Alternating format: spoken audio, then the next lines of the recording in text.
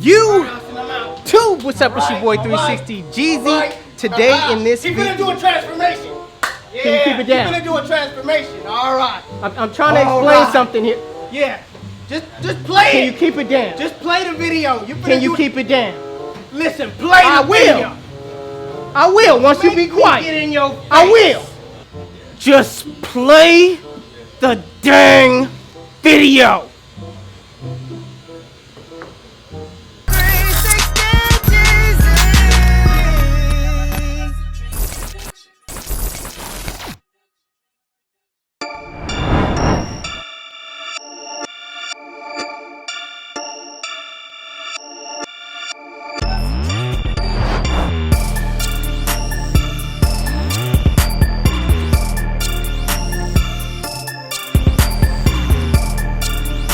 Alright, you guys, my client said he wanted a 2 guard on top.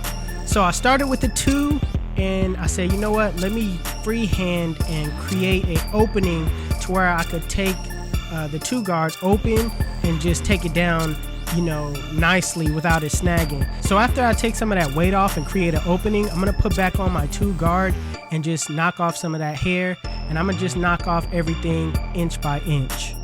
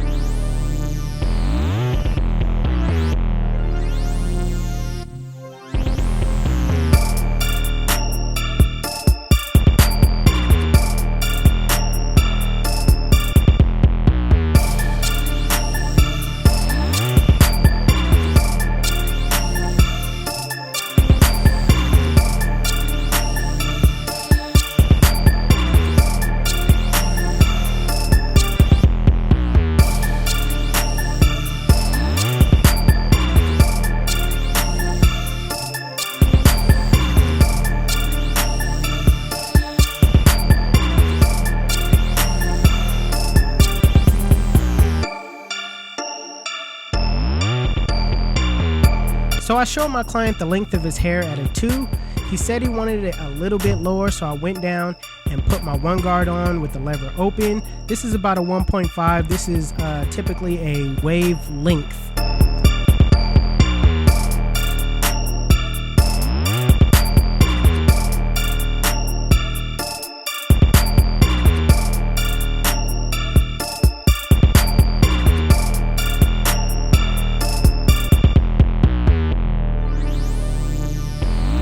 So after having that much hair on his head for so long, it's always good to brush the hair down.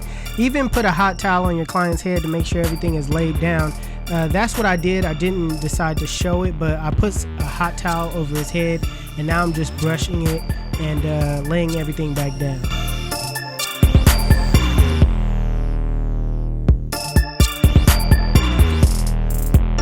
Now with my Babyliss FX trimmers, I'm gonna set in my bald line in a triangle-like shape. I usually set in my bald lines like this just because I want to be different, I want to be unique.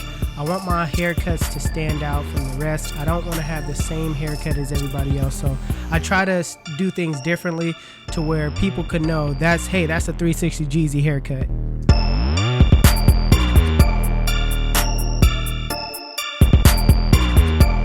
Now using my Endless Cordless Masters with the lever open, I'm using my corners going up about a 1/2 inch. I'm making sure I use nothing but my corners, brushing the hair down as I go.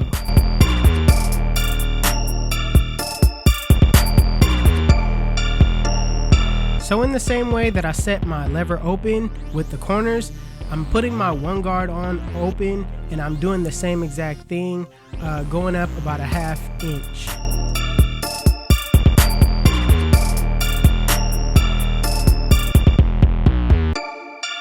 So with the 2 guard open, there's really no need to set in a guideline or use your corners. You're just trying to take out the bulk at the top at this point.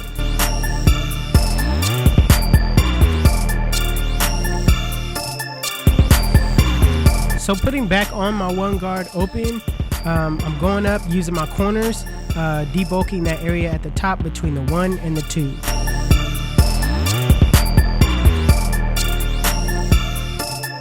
Now putting on the 0 guard closed in a flick out motion using your corners, flick out that middle line.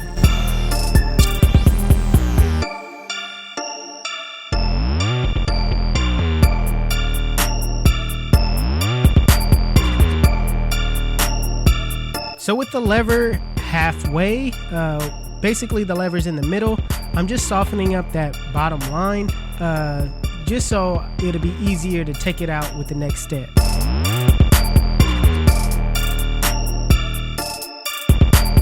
Now with the lever fully closed, in a flick out motion, flick out that bottom line.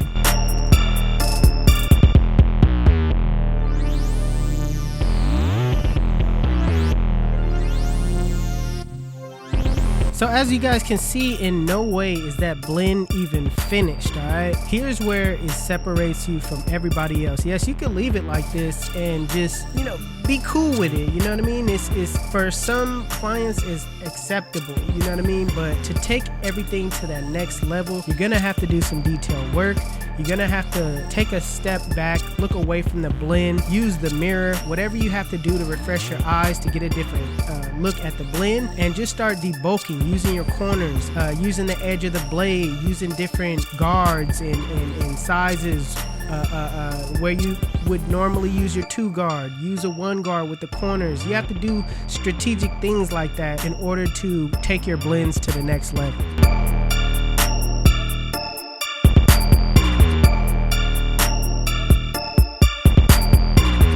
So as far as fading the beard, I use the same steps. The only difference is just fading downward. Alright, I use my lever open, then I debulk at the top, just go right ahead and take out that line. Then I go in with my 1 guard open for about like a ½ inch, depending on how blurry or how long of a blend that he wants. So I usually do about a ½ inch with everything, and then take out the middle line with the 0 guard, and then it usually always just falls in place after that.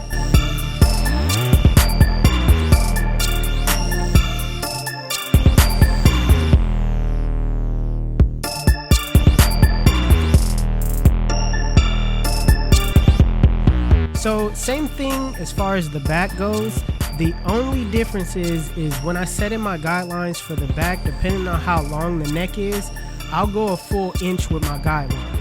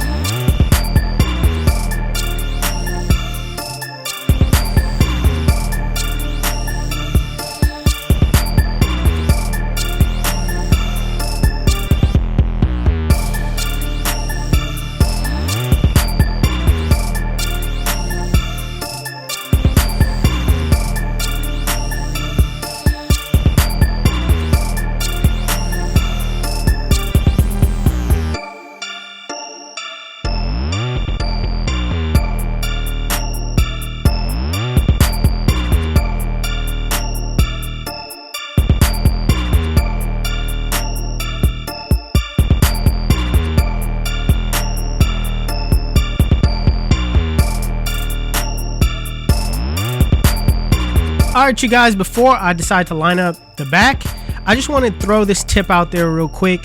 When you're lining up the back of the neck and the side of the beard right here, you want to make sure that these match. All right. So if you're coming down on the beard, you want to make sure you go back just a little bit and it all flows just like that. Okay, don't make this side look one way going straight down and this side going, it's just not gonna look right. So make sure these parallel look the same.